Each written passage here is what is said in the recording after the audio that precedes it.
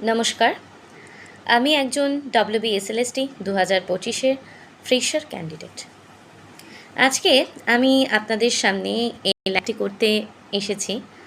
ঠিক লাইভ বলবো না, আমি লাইভে নেই, আমি একটা ভিডিও রেকর্ড করছি। কিছু বিষয় সম্পর্কে প্রয়োজন বলে মনে হলো, সেই কারণে। প্রথমত, আপনারা জানেন যে সরকারের পালাবদল ঘটেছে। পালাবদল ঘটার ফলে দীর্ঘদিন WBSLST 2025-এর যে নিয়োগ প্রক্রিয়া 1 বছর ধরে চালু ছিল, সেটি বর্তমানে স্তব্ধ হয়ে রয়েছে, আংশিকভাবে স্তব্ধ হয়ে রয়েছে।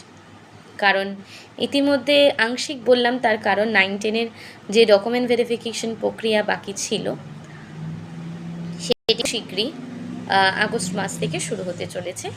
এটি নবম দশমে যারা কল ফর ইন্টারভিউ হয়েছেন তাদের জন্য খুবই আনন্দের সংবাদ। কিন্তু 11-12-এর যে প্যানেল 21শে জানুয়ারি 2026 প্রকাশিত হয়েছিল, সেই প্যানেলের আজকে বর্তমানে প্রায় 7 মাস অতিক্রান্ত। এখনও এই প্যানেলে থাকা প্রথম কাউন্সিলিংয়ের প্যানেল ক্যান্ডিডেটদের মধ্যে থেকে এখনও 11টি সাবজেক্টের কাউন্সিলিং এখনও সম্পন্ন হয়নি।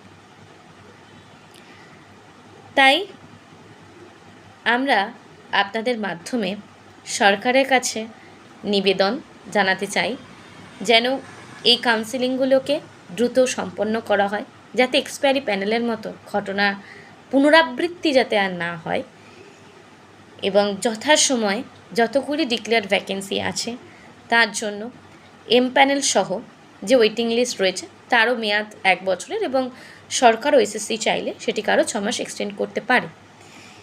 এই যে পুরো টাইম ফ্রেম, অর্থাৎ 1 বছরের টাইম ফ্রেম ইতিমধ্যে যেটি চলছে, তার মধ্যে যেন সমস্ত ওয়েটিংদের কাউন্সিলিং, প্যানেলদের কাউন্সিলিং যেন দ্রুত সম্পূর্ণ করা হয়। এই আবেদনটি আমরা আমার এই ভিডিওর মাধ্যমে আমাদের সরকার, আমাদের রাষ্ট্রবাদী সরকারের কাছে আমরা এই প্রার্থনা রাখছি। আমরা জানি আমাদের সরকার এতটাই আমাদের কথা ভাবে, আমাদের মতো চাকরি প্রার্থীদের কথা ভাবে, আমাদের মতো স্টুডেন্টদের কথা ভাবেন, সেই কারণেই তারা কিন্তু তাদের বাজেটে 1 লক্ষ চাকরির নতুন নিয়োগ কথা কিন্তু ঘোষণা করেছে। পূর্বতন সরকার চাকরির পরীক্ষা নেয়নি, নিলেও তাদের গরুমসি, তাদের দুর্নীতি আজকে যুব সমাজকে এক কলুষিত অধ্যায় ঠেলে দিয়েছে।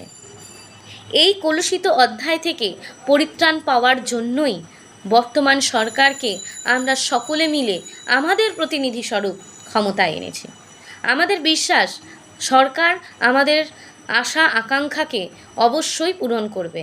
আমরা তাদের সাথে আছি, তাদের পাশে আছি। কিন্তু আমরা ঘরপোড়া গরু স্যার। 2016 সালের প্যানেল বাতিল আমরা দেখেছি, আমরা প্রাতিষ্ঠানিক দুর্নীতি দেখেছি। আমরা আর চাই না কোনো রকম দুর্নীতি বা কোনো রকম প্রাতিষ্ঠানিক ফল্টের জন্য এই 35,000 ছেলেমেয়ের ভবিষ্যৎ নষ্ট হয়ে যাক।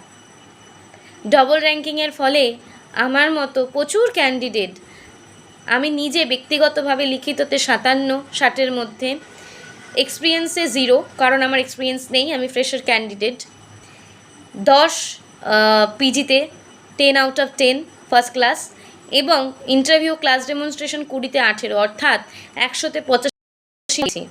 যেহেতু আমার বিষয়ের কাট অফ, আমি ইউআর ক্যান্ডিডেট, আমার কাট অফ 86 গিয়েছে, আমার 85, সেই কারণে আমাকে বর্তমানে ওয়েটিং লিস্টের 8 নম্বরে অপেক্ষা করতে হচ্ছে।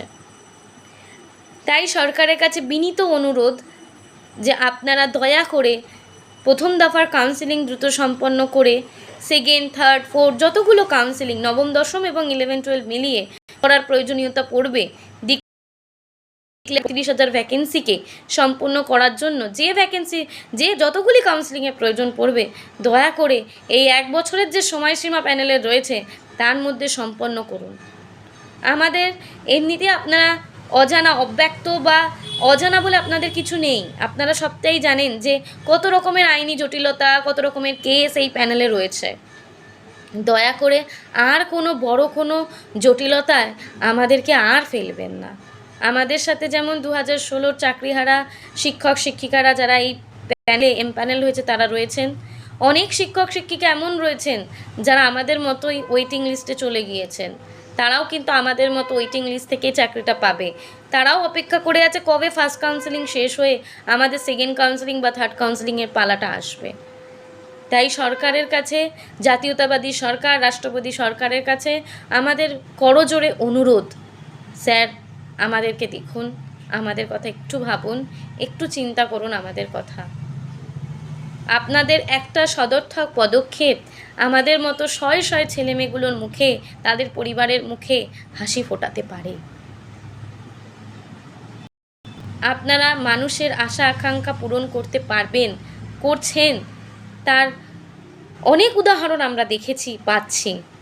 তাই আমরা আপনাদের উপর বিশ্বাস রাখছি, ভরসা রাখছি। আমরা শুধু আপনাদের কাছে মিনতি করতে পারি, অনুরোধ করতে পারি, এর বেশি করতে পারি না। মাননীয় শিক্ষামন্ত্রী স্যার, আপনি একজন মাস্টার মশাই, আমরা আপনার কাছে একজন ছাত্রছাত্রীর সম, একজন ছাত্রী হিসেবে মাস্টার মশাইয়ের কাছে আবেদন, অনুরোধ বলুন বা ভিক্ষে চাইছি স্যার, ভিক্ষে চাইছি। অনেক কষ্টে আজকে এত দূর আমরা এসেছি।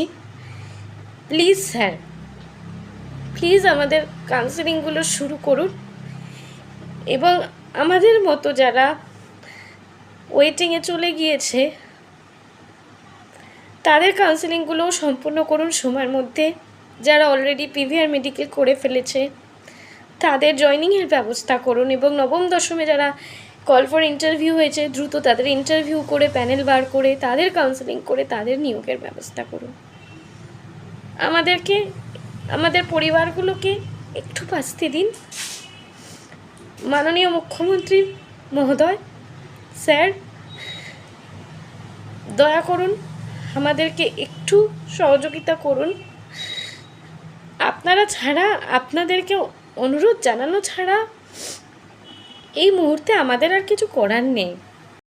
এখন বিরোধিতা আমরা করতে চাই না, কোনো রকম বিরোধিতার সাথে আমরা নেই, আমরা কোনো রকম বিরোধিতা জানাচ্ছি না, আমরা শুধু অনুরোধ জানাচ্ছি, রিকোয়েস্ট করছি স্যার, রিকোয়েস্ট।